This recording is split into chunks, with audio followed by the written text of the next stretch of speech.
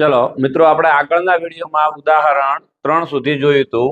હવે ઉદાહરણ 4 ની શરૂઆત કરીએ. અહીંયા કીધું કાટકોણ ત્રિકોણ એબીસી માં ખૂણો બી કાટખૂણો છે. આપણે જેમ વારંવાર ચર્ચા કરીએ એમ માની લો કે અહીંયા આપણે કાટકોણ ત્રિકોણ લઈ લઈએ અને ખૂણો બી છે અને કાટખૂણો રહે એ રીતે નામ આપી દઈએ એબીસી. બરાબર છે. આગળ કીધું જો tan a બરાબર 1 હોય તો ચકાસો કે 2 sin a ગુણ્યા cos a બરાબર 1 થાય. તો શરૂઆત કરીએ આપણે. તો સૌથી પહેલા આપણને ખબર છે કે અહીંયા જે tan a બરાબર 1 આપ્યું છે એના ઉપરથી બે બાજુના માપ મળવાના છે. જેમ આગળ દાખલા જોયા કે બાજુ ઉપરથી બે બાજુના માપ મળશે. પાયથાગોરસથી ત્રીજી બાજુનું માપ શોધીશું. ત્રણેય બાજુનું માપ થઈ જાય એના પછી આપણે sin અને cos ની કિંમત શોધી દઈશું. પછી આમાં પ્રશ્ન જવાબ મૂકીશું. બરાબર છે. આગળ તો ચલો સૌથી પહેલા જોઈ લઈએ તો કે tan a બરાબર સૂત્ર શું આવશે તો કે સામેની બાજુ ભાગ્યા પાસેની બાજુ. હવે a ની વાત કરીએ છીએ તો સામેની બાજુ કઈ આવશે બીસી. પહેલું તો tan a બરાબર કેટલા આપ્યા છે 1 અને સામેની બાજુ કઈ થઈ જશે બીસી ભાગ્યા પાસેની બાજુ કઈ થઈ જશે ab. બરાબર છે. તો અહીંયા છેદમાં 1 ને નીચે કઈ ના હોય તો 1 મૂકી દો એટલે k વાળી રીતથી પણ શોધી શકાય અને ડાયરેક્ટ પણ લખવું તો લખી શકાય છે કે અહીંયા બીસી બરાબર કેટલા થઈ જશે 1 અને ab બરાબર પણ કેટલા થઈ જશે 1. એટલે કે બીસી બરાબર 1 અને ab બરાબર 1. બરાબર.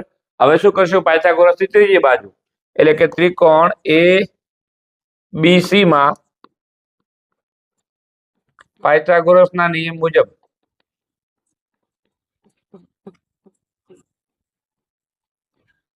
બરાબર શું બનશે પાયથાગોરસનો નિયમ જો તો કે ac નો વર્ગ બરાબર ab નો વર્ગ વત્તા bc નો વર્ગ. એટલે કે કર્ણનો વર્ગ બરાબર બાકીની જે બે બાજુ છે ab અને bc એના વર્ગના સરવાળા જેટલું થશે. એટલે આપણે ac નો વર્ગ શોધવાનો હોય ને ab કેટલું છે 1 નો વર્ગ ને bc પણ 1 છે એટલે કે 1 નો વર્ગ. તો કે ac નો વર્ગ બરાબર 1 નો વર્ગ 1 વત્તા 1 નો વર્ગ 1. તો અહીંયા ac નો વર્ગ બરાબર કેટલા થઈ જશે 2 અને જ્યારે આપણે ac શોધવું હોય એટલે 2 છે એ શું થઈ જશે વર્ગમૂળમાં. એટલે કે અહીંયા ત્રીજી બાજુ જે છે એ આપણે કેટલી મળી જાય છે વર્ગમૂળ 2. બરાબર છે. હવે આપણે પ્રશ્ન આપણે શું ગણવાનો છે તો કે આપણો પ્રશ્ન છે જો કે 2 ગુણ્યા sin a ગુણ્યા cos a બરાબર 1 સાબિત આપણે કરવાનું છે. તો પહેલા આપણે શું કરી લઈએ sin અને cos ની કિંમત શોધી લઈએ. બરાબર છે. તો sin a બરાબર સૂત્ર શું આવશે સામેની બાજુ ભાગ્યા કર્ણ. તો sin a બરાબર a ની વાત કરીએ સામેની બાજુ કઈ આવશે bc અને ભાગ્યા કર્ણ શું આવશે ac. બરાબર છે. તો અહીંયા કિંમત મૂકી દઈએ તો sin a બરાબર 1 ભાગ્યા વર્ગમૂળ 2. એ જ રીતે હવે cos a ની પણ કિંમત શોધી લઈએ એટલે કે cos a બરાબર સૂત્ર આવશે પાસેની બાજુ ભાગ્યા કર્ણ. તો કે cos a બરાબર પાસેની બાજુ શું છે તો પાસેની બાજુ અહીંયા ab છે તો કે ab ભાગ્યા કર્ણ આવશે ac. એટલે અહીંયા cos a બરાબર 1 ભાગ્યા વર્ગમૂળ 2. તો અહીંયા sin a અને cos a ની કિંમત આપણને મળી જાય છે. હવે આપણે પ્રશ્ન મૂકવાની શરૂઆત કરીએ. તો આપણે ડાબી બાજુ અને જમણી બાજુ તો પહેલા ડાબી બાજુનું શોધી દઈએ એટલે કે ડાબી બાજુ બરાબર આ જે ડાબી બાજુ વાળું છે એને ગણીએ આપણે. બરાબર છે. એટલે કે 2 ગુણ્યા sin a ગુણ્યા cos a. તો 2 ગુણ્યા sin a ની કિંમત કેટલી છે 1 ભાગ્યા વર્ગમૂળ 2 એટલે કે 1 ભાગ્યા વર્ગમૂળ 2 ગુણ્યા cos a ની પણ કિંમત છે 1 ભાગ્યા વર્ગમૂળ 2. તો આ 2 એકા 2 ઉપર બધાનો ગુણાકાર કરીએ એટલે 2 થાય અને છેદમાં પણ વર્ગમૂળ 2 ગુણ્યા વર્ગમૂળ 2 એટલે 2 થાય એટલે ઉડીને બરાબર 1 આવી જાય. એટલે કે આ જમણી બાજુનો જવાબ આપણને મળી જાય છે. એટલે અહીંયા સાબિત થઈ જાય. આટલો પ્રશ્ન છે. બરાબર છે. તો ઉદાહરણ 4 આ રીતે અહીંયા પૂરું થાય છે. આગળ વાત કરીએ ઉદાહરણ 5. ઉદાહરણ 5 માં કીધું છે કે ત્રિકોણ OPQ માં P કાટખૂણો છે. P કાટખૂણો છે. OP બરાબર 7 છે. OQ માઇનસ PQ બરાબર 1 છે અને sin q અને cos q નું મૂલ્ય શોધવાનું કીધું છે. મિત્રો આ પ્રશ્ન થોડોક ઇમ્પોર્ટન્ટ છે, ઘણી વખત પરીક્ષામાં પૂછાઈ ગયેલો છે, જોઈ લો. તો અહીંયા પણ આપણે પહેલા શું કરશું, ત્રિકોણ લઈ લઈએ, એટલે કે ત્રિકોણ, એક ત્રિકોણ લઈ લઈએ, બરાબર છે. ત્રિકોણમાં પી કાટખૂણો છે, તો પી કાટખૂણો એ રીતે આપણે નામ આપી દઈએ, એટલે કે OPQ, બરાબર છે. હવે અહીંયા જોજો, તમને શું કીધું છે કે OP બરાબર 7 આપ્યું છે, એટલે OP બરાબર કેટલું આપી દીધું છે, 7. અને એવું કીધું છે કે OQ માઇનસ PQ, એટલે આમાંથી આ મોટી બાજુ બાદ કરીએ તો જવાબ 1 મળે છે. એટલે અહીંયા ત્રિપુટી જો તમને યાદ હોય તો 7 ની સંગાત ત્રિપુટી કઈ થાય છે, 7 24 25, એટલે 7 24 25, તો 25 થી 24 કાઢો તો 1 થઈ જાય છે. તો અંદાજે આપણે કિંમત મળી જાય છે કે અહીંયા 24 25 હશે, પણ એને સવિસ્તાર આપણે ગણવી પડશે.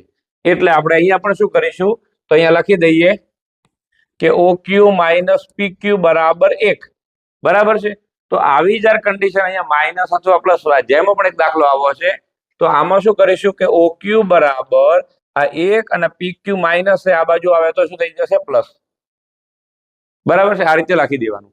હવે આપણે પાયથાગોરસનો નિયમ લાગુ પાડીએ, તો કે ત્રિકોણ OPQ માં પાયથાગોરસના નિયમ અનુસાર, પાયથાગોરસના પ્રમેય અનુસાર શું થઈ જશે, પાયથાગોરસનો પ્રમેય બનાવીએ તો કે OQ નો વર્ગ બરાબર OP નો વર્ગ વત્તા PQ નો વર્ગ, OQ નો વર્ગ બરાબર OP નો વર્ગ વત્તા PQ નો વર્ગ. તો ચલો OQ અહીંયા કેટલો, OQ બરાબર જો શું છે, 1 પ્લસ PQ, એટલે 1 પ્લસ PQ એનો વર્ગ બરાબર OP નો વર્ગ, તો OP કેટલું આપ્યું છે, 7, એટલે કે 7 નો વર્ગ અને વત્તા PQ, તો PQ ને આપણે એમ રાખી દઈએ PQ નો વર્ગ, બરાબર. હવે અહીંયા ધ્યાન આપજો ખાસ, આ જે આ રીતની કિંમત આવે, જ્યારે પણ આપણને માની લો કે 3 વત્તા 1 અને કૌંસમાં એનો વર્ગ આપ્યો હોય, તો આપણે શું કરી દઈએ, 3 ને 1 કેટલા થાય, 4, અને એનો વર્ગ કરી દઈએ, જવાબ લાવી દઈએ 16, બરાબર છે. પણ જ્યારે કૌંસમાં એવી બે કિંમત આવે, એટલે કે વિજાતીય પદ આવતા હોય, જેમ કે 1 વત્તા PQ, એટલે ઓનો સરવાળો થવાનો નથી, અને 1 અને PQ નો સરવાળો ના થાય, અને જો આવો વર્ગ આપતો હોય, જેમ કે આજે છે આવો 7મા ચેપ્ટરમાં પણ છે યામ ભૂમિતિમાં, એટલે જ્યાં જ્યાં પણ આવા પદ આવતું હોય ત્યાં નિત્યસમ લાગુ પડે. અને નિત્યસમ કઈ રીતનું થાય, તો કે A પ્લસ B નો વર્ગ વાળો નિત્યસમ લાગુ પડે. એટલે આ A વત્તા B નો વર્ગ, એટલે અહીંયા થઈ જશે પહેલા પદનો વર્ગ વત્તા 2 ગુણ્યા પહેલું પદ ગુણ્યા બીજું પદ, અને વત્તા જે બીજું પદ છે એનો વર્ગ થાય, એટલે કે આની જગ્યાએ આવો નિત્યસમ લાગુ પડી જશે. આ બરાબર અહીંયા આપણે 7 નો વર્ગ જોઈએ એમને રાખી દઈએ, અને જે PQ છે એનો વર્ગ પણ એમને રાખી દઈએ. હવે આપણે વર્ગ કરીએ, 1 નો વર્ગ 1 વત્તા આ 2 નો ગુણાકાર, એટલે કે 2PQ વત્તા અહીંયા શું થઈ જાય, PQ નો વર્ગ તો એમને જ રહેશે, સંખ્યા હોય તો વર્ગ થાય, બાકી જે PQ ને AB ને આવું કંઈક આપ્યું હોય તો એમને એમ રહેશે, બરાબર. 77 49, 7 નો વર્ગ 49, અને અહીંયા પાછો PQ નો વર્ગ એમને એમ રહેશે. હવે આ PQ નો વર્ગ આ બાજુ જાય તો બાદ બાકી થાય, એટલે અહીંયા ડાયરેક્ટ આપણે શું કરી દઈશું, કટ, બરાબર. તો અહીંયા શું વધશે, જો 2PQ બરાબર આ 49, અને એક ઓલી બાજુ જાય એટલે માઇનસ થઈ જાય, તો કે 2 વખત PQ બરાબર કેટલા થઈ જશે, 48. તો PQ બરાબર શું થઈ જશે, 48, અને 2 આવતા રહેશે આ બાજુ ભાગાકારમાં, એટલે કે PQ બરાબર કેટલા મળી જાય છે, 24, બરાબર છે. એટલે જે PQ છે એ કેટલા મળી જાય, 24. હજુ કઈ કિંમત બાકી હતી, OQ, તો OQ અહીંયા જો OQ કઈ રીતે શોધી હતી આપણે, 1 વત્તા PQ, એટલે જ્યારે તમારે OQ શોધવું હોય તો કે 1 વત્તા PQ, એટલે કે OQ બરાબર 1 વત્તા PQ કેટલી આવી, 24, તો OQ બરાબર કેટલા થઈ જશે, 25, એટલે આ માપ મળી જાય છે આપણે 25. અને આપણે જેમ કીધું એમ કે 3 બાજુ મળી જાય, મસ્ત ઊંડા ઊંડા શ્વાસ લઈ લેવાના, કારણ કે દાખલો આપણો લગભગ પતી ગયો છે.